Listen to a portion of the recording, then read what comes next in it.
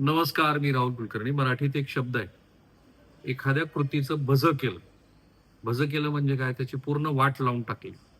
राज्याच्या निवडणूक आयोगानं आपल्या ह्या स्थानिक स्वराज्य संस्थांच्या निवडणुकीचं पूर्ण भजं करून टाकलेलं आहे. म्हणजे इतका गोंधळलेला आयोग मी कधीच पाहिला नाही, असं जे श्री बाळासाहेब थोरात म्हणाले ते बरोबर आहे. स्वतः देवेंद्र फडणवीसांनी त्रागा व्यक्त केला आणि ते असं म्हणाले, की मला जेवढं काही कायद्याचं ज्ञान आहे आणि मी जे काही वकिलांशी बोललो त्याप्रमाणे काल इतक्या तातडीनं निवडणूक आयोगानं ज्या निवडणुका स्थगित केल्या, असं करता येत नाही. अहो, इलेक्शन पिटिशन्स ही खूप नॉर्मल गोष्ट आहे. ती ग्रामपंचायतीच्या निवडणुकीपासून ते खासदारांच्या निवडणुकीपर्यंत होते. असं असून सुद्धा महाराष्ट्रातल्या स्थानिक स्वराज्य संस्थांच्या म्हणजे नगरपालिका आणि नगर परिषदांच्या निवडणुकींची प्रक्रिया 20 ठिकाणी आयोगाने स्थगित केली आहे. कारण उमेदवारांच्या अपील्सवरती निर्णय उशिरा झाला. नामांकन मागे घेण्याच्या कायद्याच्या 3 दिवसाच्या मुदतीचं पालन झालं नाही. ही घोषणा 30 नोव्हेंबरला निवडणूक आयोगानं केली आणि आता मग त्या ठिकाणी 20 डिसेंबर ऐवजी 20 डिसेंबरला मतदान होणार आहे, 2 डिसेंबर ऐवजी. आता ह्या एकूण 20 म्हणून अधिक ज्या नगर परिषदा, नगरपंचायती आहेत त्याच्यात चिन्ह वाटप पण अवैध ठरलं. महाराष्ट्र महानगरपालिका निवडणूक अधिनियम 1966 नुसार 22 नोव्हेंबर पर्यंत अपीलचा निर्णय होऊन 25 नोव्हेंबर नंतर चिन्ह वाटप व्हायला पाहिजे होतं. पण उशिरामुळं नियमभंग झाला. निवडणूक आयोगानं फक्त प्रभावित प्रभाग किंवा संपूर्ण संस्थांची निवडणूक पुन्हा सुरू करण्याचे आदेश दिलेले आहेत. नवीन नामांकन स्वीकारली जाणार नाहीत. उर्वरित 246 नगर परिषदा आणि 42 नगरपंचायतीमध्ये 2 डिसेंबरला मतदान होईल. बारामतीसह 5 नगर परिषदामध्ये संपूर्ण निवडणूक स्थगित झालेली आहे, ज्यात अध्यक्षपदाचा समावेश आहे. सोलापूरची मंगळवेढा, नांदेडची मुखेड, धर्माबाद, अमरावतीची अंजनगाव सुरजी, पुणे जिल्ह्यातली तळेगाव, लोणावळा, दौंड, शेवाळे अशी काही प्रभाग तिथं बाधित आहेत. रत्नागिरीमध्ये तर इंटरेस्टिंगली आज श्री रवींद्र चव्हाण यांची सभा ठरलेली होती, ती पण थांबली. इकडे अनगर जी प्रसिद्ध आता निवडणूक झाली आहे राजन पाटलामुळं, तर ती पण निवडणूक स्थगित झाली.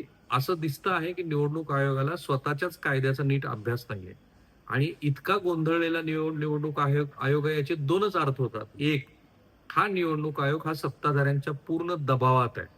त्याला कळतच नाही की सत्ताधारी घटक पक्षाला नेमकं काय हवंय. बघा, निवडणुका स्थानिक स्वराज्य संस्थांच्या घ्यायच्या होत्या. 3 वेगवेगळ्या संस्था आहेत. एक नगरपालिका, नगरपंचायती मिळून, जिल्हा परिषदा आणि महानगरपालिका. ह्या निवडणूक आयोगानं सुरुवातीला सुप्रीम कोर्टाने सांगितल्यानंतर सुद्धा त्या मुदतीत निवडणुका घेतल्याच नाहीत. 5 वर्ष हा निवडणूक आयोग निवडणुका घेण्यासाठी तयार आहे. आम्ही सगळंच केलंय. आमची यादी तयार आहे वगैरे वगैरे म्हणत राहिला.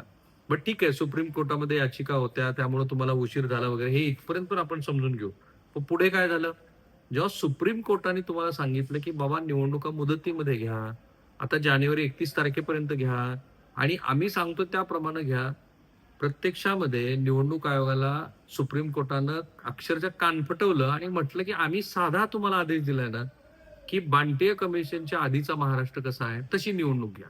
तुम्ही स्वतःचे डोकं कशाला लढवता? एवढंच फक्त सुप्रीम कोर्ट म्हणायचं बाकी राहिलं. अन्यथा सुप्रीम कोर्टानं आता जानेवारीपर्यंतची मुदत देऊन भलेही त्या निवडणुका पूर्णपणे पार पाडायला तुम्हाला संधी दिली असली, तरी मी जे आधी म्हणालो तसं हे भजं झालंय. निवडणूक आयोग राज्य सरकारचा जो असतो, कारण स्थानिक स्वराज्य संस्थांसाठी वेगळा आयोग आहे, तो राज्य निवडणूक आयोग असतो. त्याचा विधानसभेच्या निवडणुकीचा, त्याचा आणि लोकसभेच्या निवडणुकीचा काही संबंध नाही. तुमच्याकडं ग्रामपंचायती, पंचायत समित्या, जिल्हा परिषदा, नगरपालिका, नगरपंचायती आणि महानगरपालिका ह्या निवडणुकीचं नियोजन असतं. बरं ठीक आहे, तुमच्याकडे स्वतंत्र अशी यंत्रणा नाहीये, पण तुमच्या दिमतीला सगळी यंत्रणा असते महसूलची. असं असून सुद्धा सगळ्यात मोठी चूक केली ती म्हणजे सुप्रीम कोर्टाने सांगितलेल्या आदेशाचा अत्यंत चुकीचा अर्थ काढला आणि जी आरक्षणाची मर्यादा होती ती कुठच्या कुठं नेऊन ठेवली. 57 ठिकाणी तर आत्ताच लक्षात आले की नगरपालिका आणि नगरपंचायतीमध्ये 57 ठिकाणी आरक्षणाची मर्यादा ओलांडली. ती कशी ओलांडली? नियम असा आहे की जिथे एससी एसटी आहे त्यांचं समजा 30% आरक्षण झालं, प्लस ओबीसी, ह्या सगळ्यांचं मिळून कुठेही 50% अधिकचं आरक्षण झालं नाही पाहिजे. त्याच्यावरतीच या देशातल्या निवडणुका थांबल्या होत्या. आणि मग असं असेल तर अशा थांबलेल्या निवडणुकासाठी पूर्ण रूपरेखा आखून त्याप्रमाणे निवडणुका घेणं हे अपेक्षित होतं. नेमकं उलटं केलं. जे सुप्रीम कोर्टाला नको होतं तेच त्यांनी केलं. मग विकास गवळी पुन्हा ते आधीचेच पिटिशन करते, ते पुन्हा सुप्रीम कोर्टामध्ये गेले, पुन्हा तीच चाचपणी, पुन्हा तीच विचारणा. शेवटी सुप्रीम कोर्टच वैतागलं आणि त्यांनी सांगितलं की घ्या निवडणुका, पण या मर्यादेच्या पुढे नाही. म्हणून मी म्हटलं की हे जे भज झालंय त्याचे दोनच अर्थ होतात. एक तर हा निवडणूक आयोग राज्य सरकारच्या पूर्ण दबावात आहे, किंवा जे कोणी ते निवडणूक आयोगामध्ये बसलेले लोक आहेत ते इनकॉम्पिटंट आहेत. ते इतके अकार्यक्षम आहेत की त्यांना तातडीनं तिथनं हटवलं पाहिजे. त्याच्याशिवाय या निवडणुका पार पाडतील असं मला वाटतच नाही. कारण या निवडणुकीमध्ये पहिल्याच टप्प्यामध्ये इतके गोंधळ आहे. आणखी तर तुम्हाला 2 टप्प्याच्या महत्त्वाच्या जिल्हा परिषदा, पंचायत समिती आणि महानगरपालिका घ्यायच्या आहेत. तिथं जर तुम्ही अशाच पद्धतीचा कारभार करणार असाल तर ह्याचा अर्थ काय होतो? याचा अर्थ असा होतो की लोकांचा आधीच संस्थात्मक पातळीवरती असलेला विरोधकांनी सतत केलेल्या आरोपामुळं जो विश्वास कमी झालाय, तो आणखी विश्वास कमी होईल. त्याला तुम्ही कारणीभूत असाल, त्याला राज्य सरकारची यंत्रणा कारणीभूत असणार नाही. शेवटी असं आहे की सरकार ही निरंतर चालणारी प्रक्रिया, राजकीय पक्ष येतात जातात. पण दरवेळेला तुमच्या ह्या अत्यंत गचाळ कारभाराचा लोक तुम्हाला उदाहरण म्हणून सांगतील की आमचा महाराष्ट्रासारख्या राज्याचा निवडणूक आयोग हा इतका इनकॉम्पिटंट होता की त्यांनी प्रचंड गोंधळ घातले आणि त्या गोंधळामध्ये निवडणुका काही नीट झाल्याच नाही. आता सुरुवातीला ठीक आहे, तुमच्यावर आरोप झाले की मतदार याद्यात अमुक आहे तमुक आहे. मी पहिल्या दिवसापासून म्हणलो की मतदार याद्यामध्ये घोळ आहे, ही आजची गोष्ट नाही, गेल्या 20 वर्षाची गोष्ट आहे. आणि प्रत्येकाला हे माहिती होतं. आता विरोधकांचं असं झालेलं आहे की विरोधकांना काहीतरी नेरेटिव्ह लागतं म्हणून त्यांनी तुमच्यावर आरोप केले निवडणूक आयोगावर. पण तरी सुद्धा तुम्ही ना त्या मतदार याद्याबद्दलची वस्तुस्थिती स्वीकारली की हो मतदार याद्यात चूक आहे, आम्ही ती दुरुस्त करू, मग त्याचा राजकीय कोणाला फायदा होणार नाही हे बघू वगैरे, हे न सांगता तुम्ही त्याला काउंटर करत बसला, तेही खूप उशिरा. श्री राहुल गांधींनी प्रेस कॉन्फरन्स घेतल्यानंतर 6-7 दिवसानंतर तुम्हाला वाटलं की प्रेस कॉन्फरन्स घेऊन त्याला काउंटर केलं पाहिजे, आणि नंतर ते सतत काउंटर झालं. त्यामुळे मतदार याद्यामध्ये घोळ आहे हे मान्य करून त्या मतदार याद्या आम्ही सुरळीत करू असं न म्हणता तुम्ही विरोधी पक्षाला प्रत्युत्तर देत बसलात, तेही कायद्याच्या चौकटीच्या बाहेर जाऊन.